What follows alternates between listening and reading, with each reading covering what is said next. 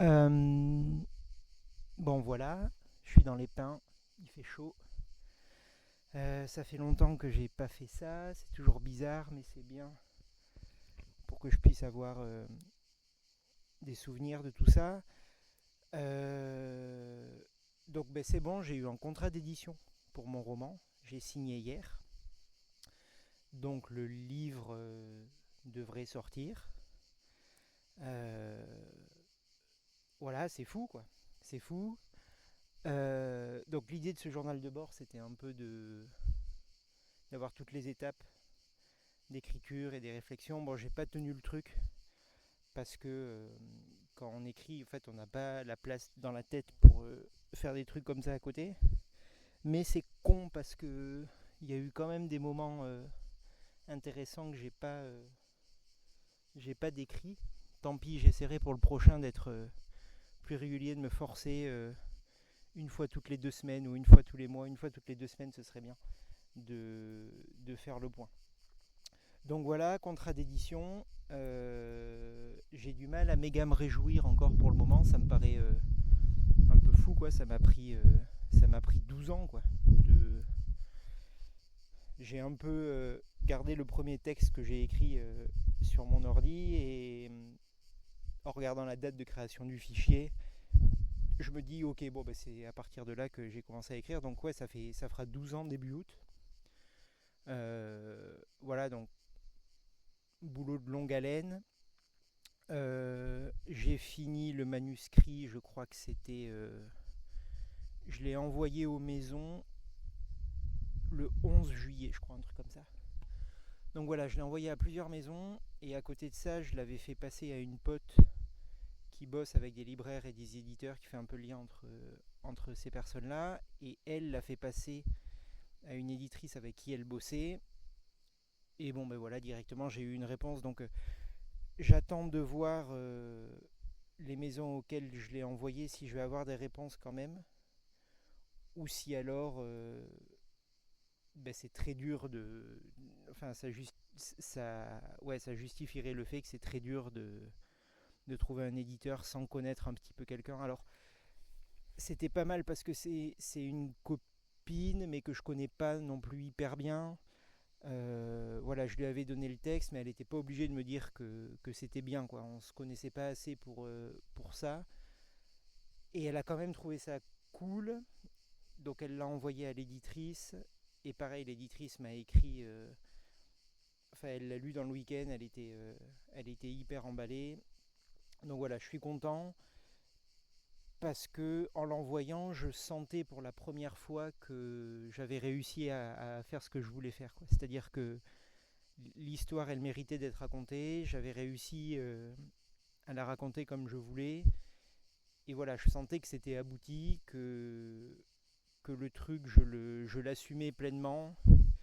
Euh, donc voilà, c'est marrant que quand on se dit ça, en fait, c'est le cas, quoi. Et c'était pas le cas des précédents. Même quand je les envoyais, je me disais bon, peut-être avec un peu de chance et tout, mais moi je pense que c'est comme quand on passe des examens, des trucs comme ça. En fait, bon, la chance, ça arrive pas trop, quoi. Donc voilà, 12 ans, c'était 12 années cool. Et donc il y a eu un truc marrant, c'est que donc l'éditrice, on a bu un coup. Après on est allé dans les bureaux, c'était pas mal. Je suis souvent resté bloqué devant ces grandes portes cochères là de Saint-Germain. Ils disent que tu peux amener tes manuscrits et directement en main propre, et en fait tu te retrouves devant les portes, t'as pas le digicode, il y a personne qui rentre qui sort, donc t'es un peu comme un con devant la porte là. Et donc là, le fait qu'une éditrice me tienne la porte et tout pour que je rentre, j'étais vraiment content de moi, quoi. Voilà, mais donc lorsqu'elle m'a fait l'offre, j'étais un peu déjà j'étais un peu peureux vis-à-vis du travail d'édition qui allait suivre. C'est-à-dire que c'est un truc que j'attends depuis méga longtemps, mais, mais en même temps, quand elle commence à te dire qu'elle trouve que la fin va pas et tout, le premier réflexe c'est vraiment de freiner des cas de fer et de dire qu'elle n'a pas compris pourquoi ça lui plaît pas et tout. Donc voilà, j'ai pris un peu peur. Je voulais attendre la réponse d'autres maisons d'édition, voir ce qu'eux en pensaient. Euh, Bon, puis en fait, finalement, déjà, j'ai pas eu de réponse encore des autres maisons. Puis c'est 3 mois de délai de lecture. Donc, quand il y a quelqu'un qui te fait une offre, je trouve ça impoli d'attendre 3 mois. Donc voilà. De toute façon, cette maison est vraiment chouette et je suis content. J'ai eu une très bonne impression avec l'éditrice. Je l'ai rappelé ensuite pour lui dire un peu mes craintes. Et en fait, elle m'a vraiment rassuré. Tu sens que. Enfin, c'est des gens qui lisent beaucoup et qui lisent hyper intelligemment. Donc, en quelques phrases, j'ai vu qu'elle avait compris ce que je voulais raconter. Des trucs que j'avais mis plusieurs mois à articuler, elle l'avait pigé à la première lecture. Donc, je pense que ça va le faire. Donc, voilà. Premier rendez-vous d'editing fin septembre. Et je sens que ça va être un peu douloureux parce que il va falloir transformer un manuscrit, un truc de ma tête, en produit vendable que les gens voudront acheter. Et forcément, ça va être un peu douloureux. Et en même temps, c'est marrant que, je sais pas, il y a 2 ans, il n'y avait rien. Et là, maintenant, il y a des gens qui vont travailler sur ce truc-là. C'est-à-dire que le matin, ils vont mettre leur réveil, ils vont se lever et ils vont aller bosser sur la correction, le volet juridique, j'en sais rien, la couverture, des trucs comme ça, d'un truc qui sort de ma tête. Et je trouve ça... ouais, c'est fou, quoi. C'est fou.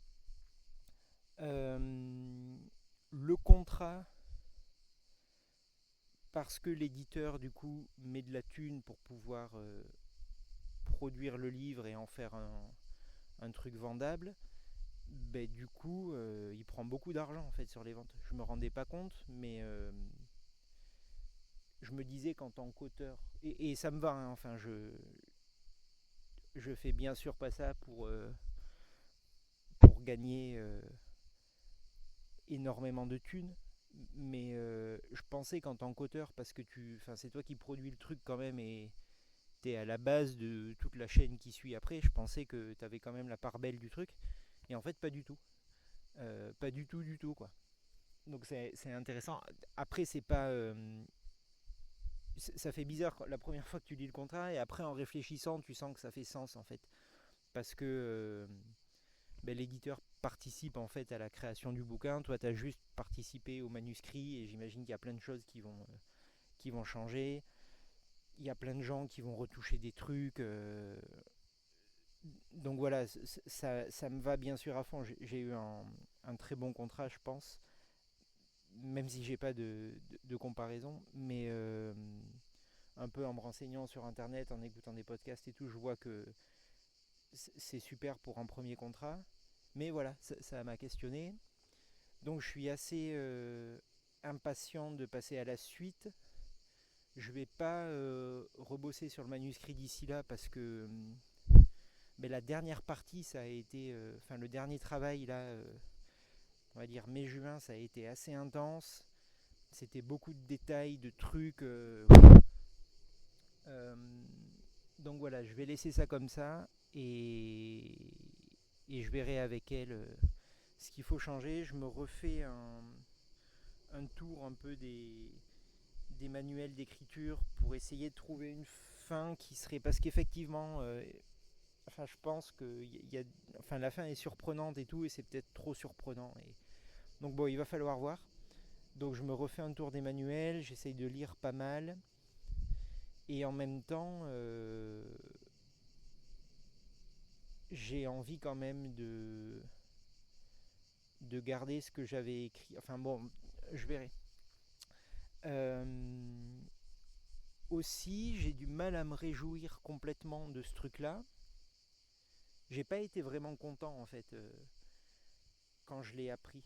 Pourtant, c'est un truc que j'attends depuis méga longtemps. C'est un truc qui m'anime.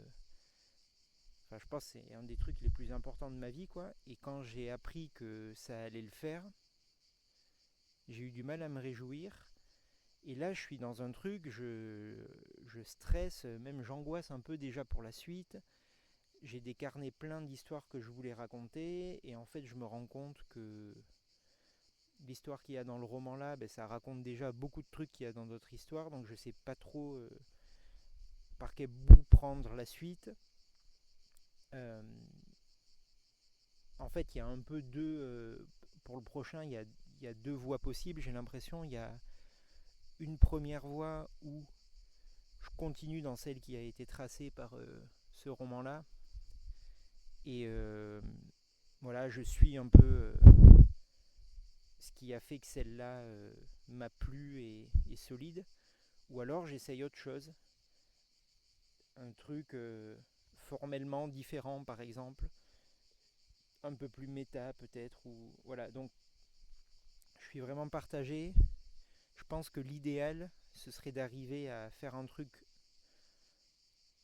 peut-être formellement un peu plus osé, mais toujours avec une histoire en fait qui donne aux gens l'envie de lire, parce que s'il y a un truc vraiment que j'ai appris là dans cette écriture là, parce que j'ai eu la première idée de, enfin c'était une idée qui flottait toujours dans ma tête depuis un moment, mais on va dire que c'est l'été 2024, les premiers les premiers premières versions, c'était juillet 2024.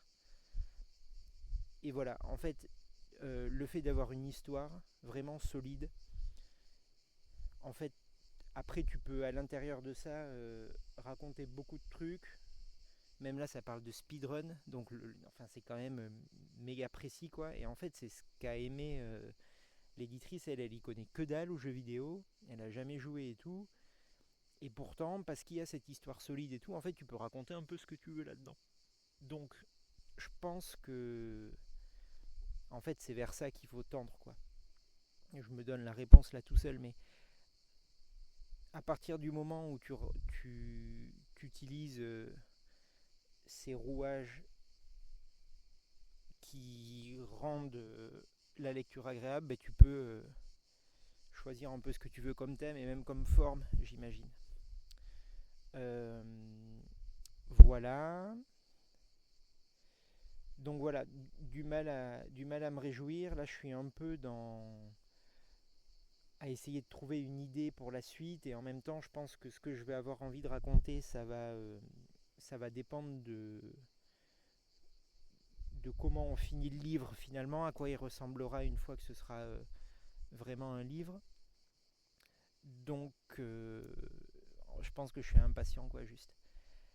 Voilà, je m'étais fait des petites notes pour pas oublier des trucs.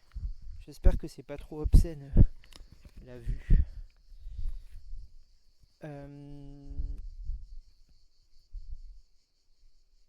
Oui, voilà. Je pense que c'est important d'avoir déjà en tête ce sur quoi tu veux travailler après, une fois que le livre est sorti, parce qu'en fait, il faut envoyer les bons à tirer. La sortie, elle est prévue pour août 2027, donc c'est dans un peu plus d'un an, là, 1 an et 2 semaines. Mais les bons à tirer, je crois que genre en mai, c'est plié, donc mais il faut qu'en mars, en mars, moi, mon boulot est fini, quoi, même avant, un truc comme ça. Donc, euh, je vais devenir fou si entre, on va dire, mars jusqu'à août, ben, j'ai rien à faire à part attendre. Donc en fait, il faut que j'ai des balles dans le barillet euh, pour voilà, pas que ce soit si important en fait, ce livre-là, que ce soit juste le premier de, disons le mot, une espèce de carrière comme ça. Euh, voilà. Donc il faut quand même que j'ai une idée et que j'écrive, quoi. Et alors voilà, il y a ce truc-là aussi. Euh, il faut que j'écrive, c'est-à-dire que là, je suis vraiment dans des trucs de trouver une histoire de quel thème je pourrais aborder et tout.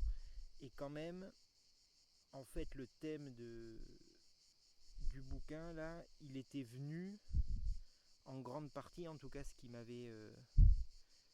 cette idée de reparler de l'enfance, etc., c'était venu en faisant des ateliers d'écriture vraiment tous les jours. En fait, en écrivant tous les jours comme ça sur des thèmes imposés, tu vois... Alors, c'est pas tous les jours le même truc qui sort, mais t'as un peu ce sur quoi ton cerveau cogite sans que tu t'en rendes compte. Et donc, en fait, il faut que je fasse ça pour... voilà, et une fois que j'ai ça, ben, je ratoche ça à une histoire que j'ai déjà et l'alchimie fait que ça fonctionne ou pas. Mais voilà, il faut pas que ce soit trop théorique en fait. Là, je m'épuise à chercher une histoire et tout sans vraiment écrire. Et je pense que c'est pas le bon plan. Donc là, je pars à New York au mois d'août. Je vais me faire un bel atelier d'écriture. Vraiment m'y tenir comme j'avais fait. Quelques séances. Je crois que l'atelier que je vise là, il y a eu 8 séances, donc ce sera pas mal. Mais l'autre, c'était 40 jours d'écriture, quoi. 40 ateliers d'écriture. Donc c'est, en fait, voilà, il y a énormément de trucs que tu brasses en écrivant tous les jours, 40 jours, quoi. Euh, il y a j'ai eu l'impression pendant ces 40 jours d'avoir envie d'écrire une histoire. En fait, c'était de la merde ce truc, mais ça a ouvert autre chose. Et c'est François Bon qui dit ce truc-là que, en fait, tu pars pas d'écrire à partir de rien. Il faut déjà que tu aies une masse critique de texte. Voilà. Et le début du roman là qui va sortir, du coup, c'est un atelier d'écriture en fait de Laura Vasquez. À la base c'était un poème que j'ai juste voilà un peu retransformé, mais l'élan du livre est venu de là, donc ouais, intéressant. Euh, alors, ce que j'ai appris dans l'écriture du livre, donc avoir une histoire solide, c'est-à-dire avant de passer vraiment au premier jet, faire plein de passes sur qu'est-ce qui va se passer exactement dans l'histoire au fur et à mesure, pour pas se retrouver bloqué à la fin parce qu'on a eu une meilleure idée, etc. Donc vraiment passer même 2 mois, 3 mois s'il faut, à juste tous les jours refaire une version de l'histoire. Refaire une version de l'histoire pour... je sais pas si... Peut-être que je suis trop loin du micro pour que ça marche bien. Refaire une version de l'histoire pour l'affiner. Et voilà, une fois que ça c'est prêt, on commence à écrire et tout est beaucoup plus facile, quoi. On sait où on va, on a le thème, voilà, ça rend... Donc ça, enseignement numéro 1, il faut plus faire autrement que ça. Je pense que écrire comme ça à danger, il y en a qui y arrivent. Je pense pas que ce soit possible pour moi. Et en plus, le fait d'avoir vraiment une structure comme ça très solide, ça laisse des interstices pour un peu faire du jazz à des endroits, des trucs auxquels on n'avait pas prévu de parler de ça. Et en fait, ça se greffe très bien à cet endroit-là. Et donc voilà, c'est pas si rigide que ça, mais ça ouvre cette liberté en plus. Ensuite, trouver le ton, la voix de comment il racontait l'histoire, donc du narrateur. Ça m'a méga aidé aussi. Donc là, c'est une narration à la première personne. La voix, elle est assez proche de la mienne. Et en fait, pas tant que ça, au fur et à mesure de l'écriture, ça s'est un peu personnifié et le narrateur a vraiment commencé à exister. Et le fait de pouvoir s'appuyer sur cette voix-là, c'est quand même très cool, quoi. Donc la grosse question, c'est que est-ce que pour le prochain livre, peut garder cette voix-là ou en ouvrir une autre? J'en sais rien. Ça, c'est... Je sais pas, les auteurs que je lis, enfin que les auteurs que j'aime bien, on retrouve la voix quand même d'un livre sur l'autre, même si le narrateur est différent, etc. C'est ça qui est méga intéressant, quoi. C'est cette différence entre l'auteur, le narrateur, le personnage et un peu l'espèce de flou qu'il y a entre tout ça. C'est ce qui me plaît à fond, moi. J'écoutais un truc là, c'est un auteur de polar qui disait que il lisait pas une histoire, il lisait un auteur. Et c'est exactement ça en fait. C'est trop bien de voir de livre en livre comment l'auteur évolue. Et c'est ce que j'aime bien au ciné aussi. J'adore reconnaître les acteurs dans des rôles différents, me dire ah putain avant il ou elle avait fait ça et après voilà, c'est ça que j'aime bien. Donc voilà. Ensuite, raconter une histoire qui vaut la peine d'être racontée, c'est-à-dire que, et c'est ça qui me gêne là, un peu en ce moment avec les idées que j'ai en tête, c'est que j'ai l'impression que je me force à raconter des trucs, alors que pour celle-là, j'avais vraiment envie de raconter ce truc-là. Et ça, c'est méga important. C'est Schopenhauer qui dit ça. Pour bien écrire, il faut avoir un truc à raconter, en fait. Il faut avoir un truc à dire. Sinon, voilà. Donc ça peut être très fin, très même absurde, ou j'en sais rien, juste marrant, ou voilà. Mais il faut avoir envie d'apporter quelque chose. Si c'est juste écrire un livre pour écrire un livre et être fier d'avoir écrit un livre, déjà je pense que ça marche pas et ton livre tu le sors jamais, ça reste manuscrit dans des boîtes à chaussures. Mais voilà. Ensuite, ce que t'écris pendant le premier jet, ça va rester méga longtemps dans ton texte. C'est-à-dire que ce premier jet, il est méga important, même si on se dit toujours, bon, ça je le retoucherai après. Cette espèce de premier ça reste longtemps, donc il faut être dans des bonnes dispositions pour faire ce truc-là. D'ailleurs, il faudrait que je relise ça, je voulais le faire, la première version là, du roman, que je vois à quel point ça... Parce que c'est peut-être une idée de l'esprit aussi. Mais voilà, donc prendre bien soin de son premier jet. Et j'ai mis un truc un peu plus technique, c'est que à chaque fois, parce que c'est du coup c'est mon... des manuscrits, en comptant vraiment les gros trucs, et sans compter les poèmes, c'est mon troisième, quoi. C'est mon troisième gros livre. Et j'avais écrit quelques recueils de nouvelles et une histoire un peu plus longue avant que j'avais auto-édité, mais c'est mon troisième gros truc, un peu important, sur lequel j'ai travaillé plus d'un an, quoi, on va dire. Et à chaque fois, je me retrouve à la fin à devoir redécouper en paragraphes parce que c'est pas très clair. Donc je pense qu'il faut penser à ça un peu dès le premier jet. Parce que une fois qu'on n'est plus dans l'élan du premier jet, c'est dur de se remettre dans le truc et de redécouper en paragraphes. Et des fois, ça change un peu le sens ou en tout cas l'énergie du truc. Donc voilà, faire gaffe à ça. Bon voilà, je pense que c'était bien brouillon et inaudible pour autre que moi, mais tant pis. Ouais, je pense avoir fait le tour. Donc voilà, contrat d'édition. J'essaierai de faire une vidéo après le rendez-vous avec l'éditrice, voir ce qui pêche, et puis j'essaierai de voir aussi pour en faire une pendant le travail d'édition, pour décrire à quel point c'est douloureux ou pas, quoi. Voilà, bisous.